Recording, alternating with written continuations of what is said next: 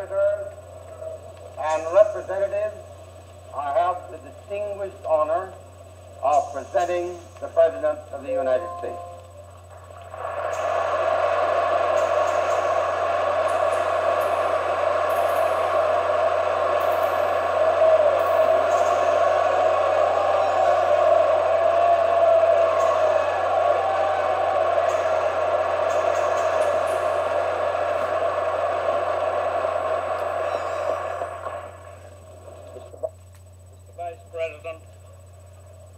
Speaker, members of the Senate, of the House of Representatives, yesterday, December 7th, 1941,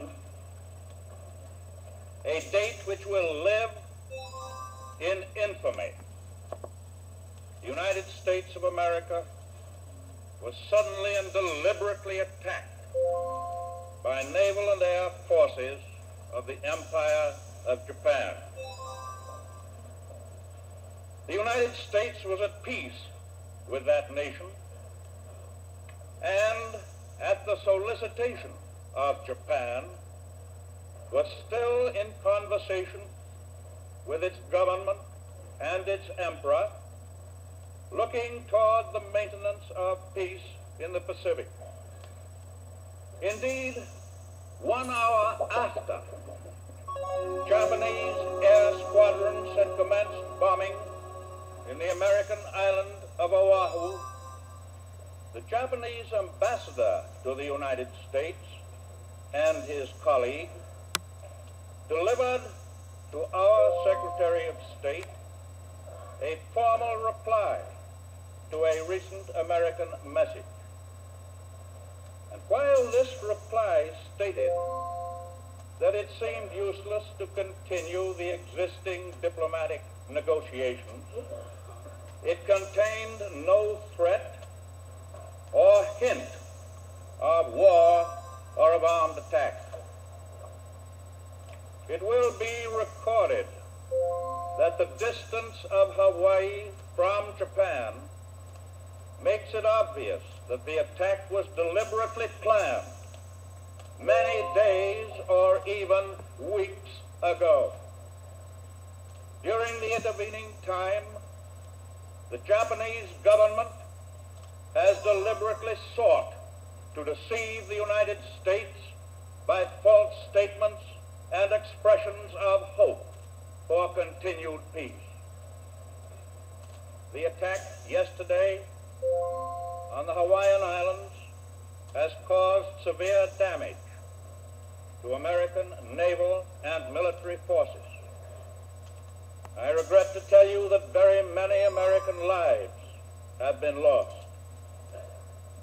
In addition, American ships have been reported torpedoed on the high seas between San Francisco and Honolulu. Yesterday, the Japanese government also launched an attack against Malaya.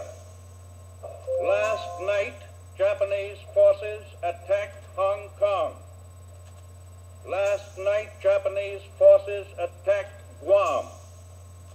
Last night, Japanese forces attacked the Philippine Islands. Last night, the Japanese attacked Wake Island. And this morning, the Japanese attacked Midway Island. Japan has therefore undertaken a surprise offensive extending throughout the Pacific area. The facts of yesterday and today speak for themselves. The people of the United States have already formed their opinions and well understand the implications to the very life and safety of our nation. As Commander-in-Chief of the Army and Navy, I have directed that all measures be taken for our defense, but always will our whole nation remember the character of the onslaught against us.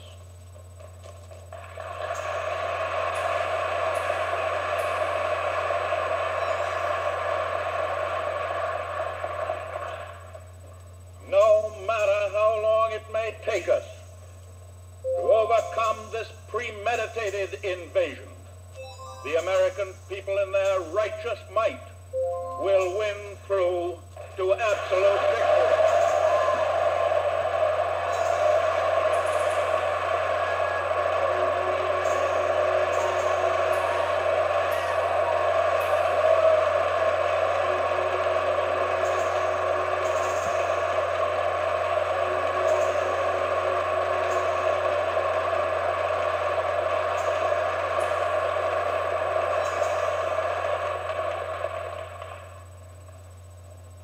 I believe that I interpret the will of the Congress and of the people when I assert that we will not only defend ourselves to the uttermost, but will make it very certain that this form of treachery shall never again endanger us.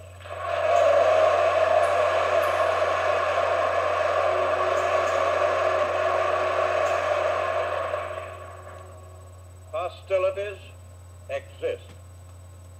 There is no blinking at the fact that our people, our territory, and our interests are in grave danger. With confidence in our armed forces, with the unbounding determination of our people, we will gain the inevitable triumph. So help us God.